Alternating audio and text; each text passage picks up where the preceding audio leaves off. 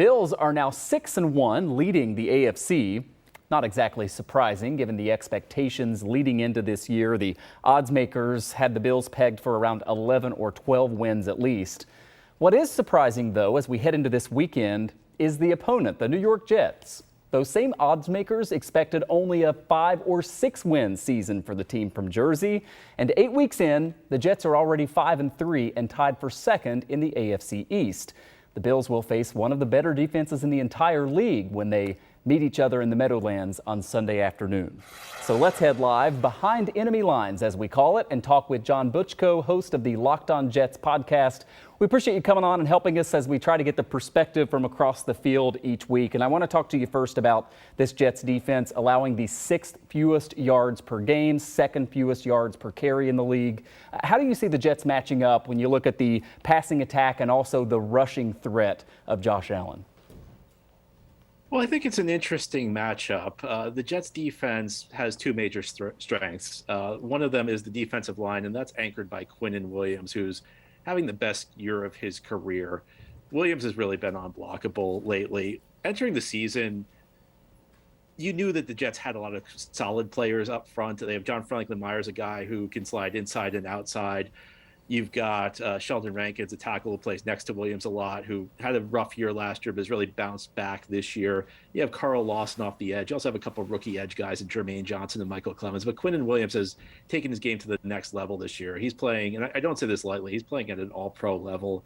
He's taken a number of games over this year. A couple of weeks back against Green Bay, he almost single-handedly destroyed Green Bay's offense in that game, posting a couple of sacks, a couple of quarterback hits, some tackles for loss. He even blocked a field goal in that game. But over the last couple of weeks, he's really developed into the star-level performer the Jets hoped that they were getting when they drafted him 3rd overall a couple of years ago. But at the cornerback position, they're also getting excellent play from a rookie Sauce Gardner, who is already, I think, one of the top corners in the NFL. He's handled all of his assignments really well so far this year. But across from him, they also have a guy they signed in free agency, DJ Reed, who's off to a very strong start this season. And in the slot, Michael Carter II is playing really well. So some really good matchups. I think Stephon Diggs versus Sauce Gardner, it's going to be an interesting barometer for Sauce Gardner to see where he is right now.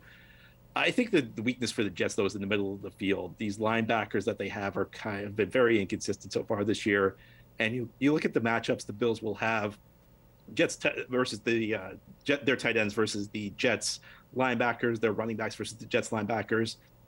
And the Jets have also struggled against scrambling quarterbacks at times this year. So I think like Josh Allen as a runner could present a problem for the Jets. And they also could have issues defending the tight ends and running backs for the Bills when they send them out into patterns. Yeah. There are, of course, a lot more questions for the Jets when you go on the other side of the ball. Quarterback Zach Wilson been pretty lackluster at best this year, and explosive rookie running back Breece Hall is out for the season. What do you expect to see from the Jets when you factor in that Buffalo is the #1 ranked defense in terms of points allowed and yards allowed? Well, when you have a rough game like the Jets had against New England last weekend, you're hoping for what's known as a get-right game. And I almost view this as a get-wrong game. This is just the wrong matchup at the wrong time for the Jets. They've been banged up on the offensive line all season long. And at the tackle position, they've had a lot of issues. They've had 5 tackles end up on injured reserve, and only one of them's come back so far. That's Dwayne Brown, who's playing left tackle for them. At right tackle, they have Cedric Ogbuehi, a guy who was not even on their team at the beginning of the season, who's going to be starting this game. He's up against Von Miller. And this is going to be a real problem for the Jets because Zach Wilson has performed well when the pocket's been kept clean this year, but he's been at the bottom of the league when he's been under pressure. And I look at this Bills defensive front against this Jets offensive line. They're going to create problems. Breece Hall was playing at a really high level. The Jets really did not need to throw the ball much when Breece Hall was playing because he was one of the few running backs in the NFL who is capable of carrying an entire offense on his back. He was in the running for Offensive Rookie of the Year before he got hurt a couple of weeks ago against Denver. What you have right now is a Jets offense that's kind of looking for an identity. They haven't really thrown the ball very effectively. Zach Wilson struggled the last couple of weeks. Again, he's been shaky under pressure. And I just think this is a tough matchup for the Jets. This is about the last defense you want to face when your offense is trying to figure out its way forward.